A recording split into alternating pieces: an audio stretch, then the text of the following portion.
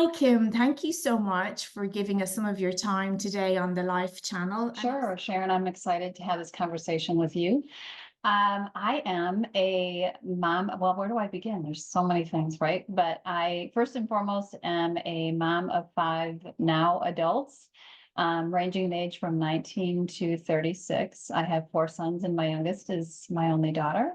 I am a published author. I wrote a book in 2021 about my parenting journey. It's called Becoming Me While Raising You, A Mother's Journey to Herself.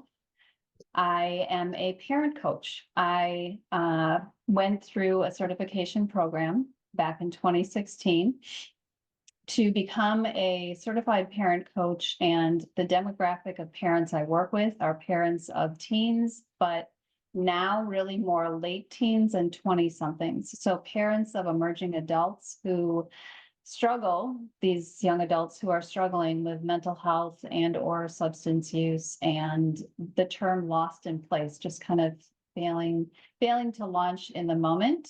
That's what I work with every day. So, just jumping into our questions, you mentioned you've raised a family of five children, but have you worked through that or Yes, I was a stay-at-home mom. I had my first son at the age of 18, and was in an abusive relationship with his father for the first couple of years before I left that. So then I was in a co-parenting situation because shortly thereafter, I married my now husband. We're about to celebrate 32 years of marriage and had our four kids together. So we've been, kind of a blended family unit. So 18, and when my son was almost 18, I had my daughter. So I had kids in all stages of life, all things going on, right? All the time, from nap time to high school graduation, all of that, was going on for years and years. So I was primarily at home. I did start an interior design business, a residential interior design business, shortly before we left our home state of Wisconsin, and enjoyed doing that. Loved helping people decorate their homes. When we moved from my husband's job, we didn't know anybody or know anything. And so my job was full-time to figure out where we were living and the doctors and all that, right? Right about that time when we made that big move, my oldest son stayed behind in our home state and became addicted to alcohol. And so then I was trying to deal with that, and a emerging adult across the country who was dealing with alcoholism and trying to manage that. So that took me away from any kind of work for quite a while. But I did eventually go back to college, which I had left college to have him many years earlier. So I went back to college and started down the route of trying to help teens with alcohol addiction, and that then morphed into parent coaching because I realized that working with teenagers who didn't think they had a problem wasn't where I wanted to be at, and it wasn't helping people, but the parents is what really I gravitated towards. So that's when I went into parent coaching. For a large portion of my kids' lives, I was at home with them. brilliant? I think that's terrific, and I envy you. I think that's wonderful. Do you ever think about retirement, or any thoughts about, oh, you want to kick back and do nothing? I don't think at this point I feel very blessed. So I'm 55, and I just started really full-time coaching the last couple of years. And even though it's heavy emotional work, I mean, I deal with parents who have very heavy situations going on and sometimes critical situations going on. So the emotional load of that can be a lot. However, I also really enjoy working with parents this way, and am very gratified in when I see them grow and when I see their relationships change. It's priceless to me. So I feel like I'm doing my purpose work. I feel like my first chapter in life and being a mom to five was absolutely purpose work for me, that I was meant to be here and be a mother and whatnot.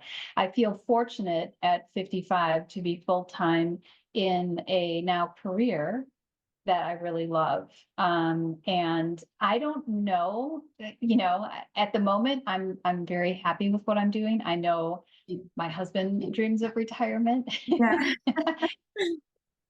feel like I could do this work for the rest of my life, but I do feel like I'm on a second chapter and I love what I do and it energizes me.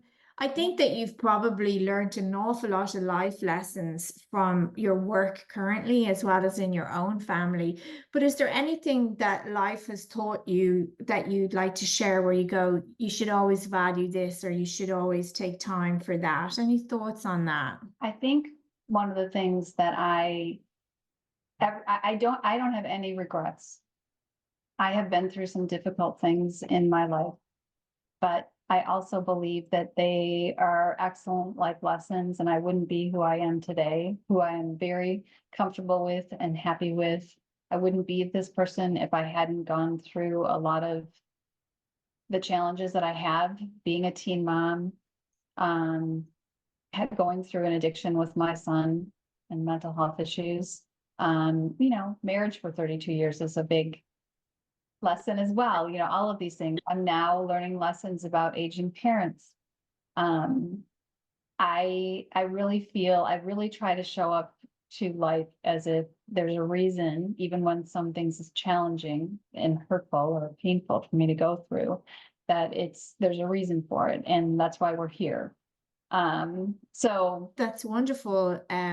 It's sort of like some people think, oh, there's a tick of how to live your life, like a diet. And I think what you're saying is it's more of an attitude of how you show up to it and whatever you encounter, how you approach it. I like that. It's really, really nice. Did you have another thought of another lesson you were going to share?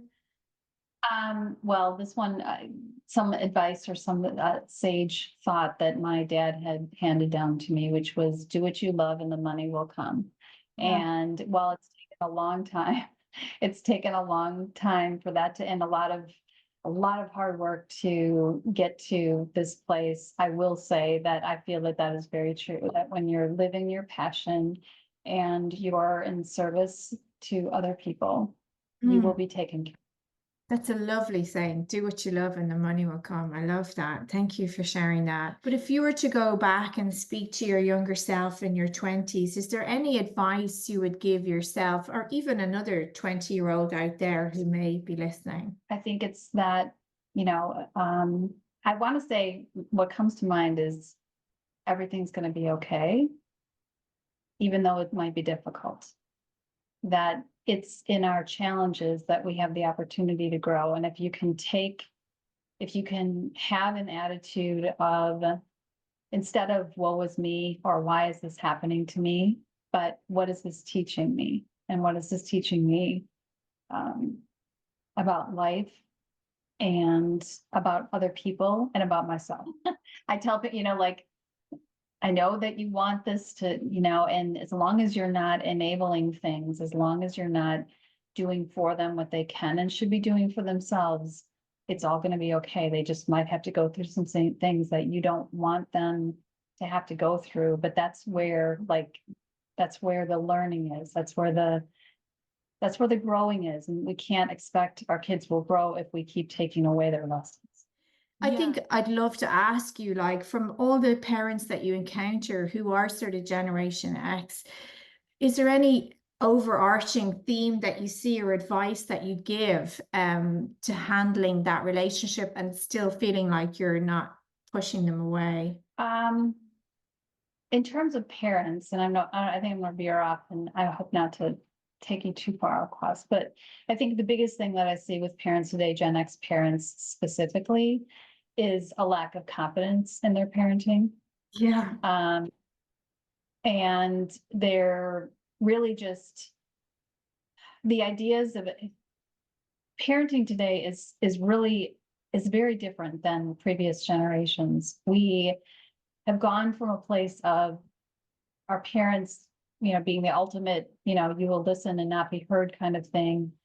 And kids today are not acquiescing to that. They're just not. And truth be told, I think that it should be a mutually respectful relationship. Really think that you parents cannot demand respect if they aren't showing respect Right. as to their kids. You have to demonstrate this in order to get it back. So I guess that's one of the things, I think that your question was like, was there a, is you cannot expect to receive respect and receive being listened to if you're not doing that. And I Yes. think a lot of behavior that we see in emerging adults, teenagers, young kids is a reflection of not feeling heard. You had any final sort of life lessons or thoughts that you'd like to share as we finish up, Kim? There is a quote that was downloaded to me that's the last page of my book that I think is really something to give parents or people in general, but parents specifically, something to think about. And that is, our children come through us, not for us, except for the lessons they reflect to us during their journey in an effort to grow us up along the way. So our children are our greatest awakeners. That is amazing. I love that. That is so impactful, especially the first part where they come through us. We don't own them, but you sort of forget that.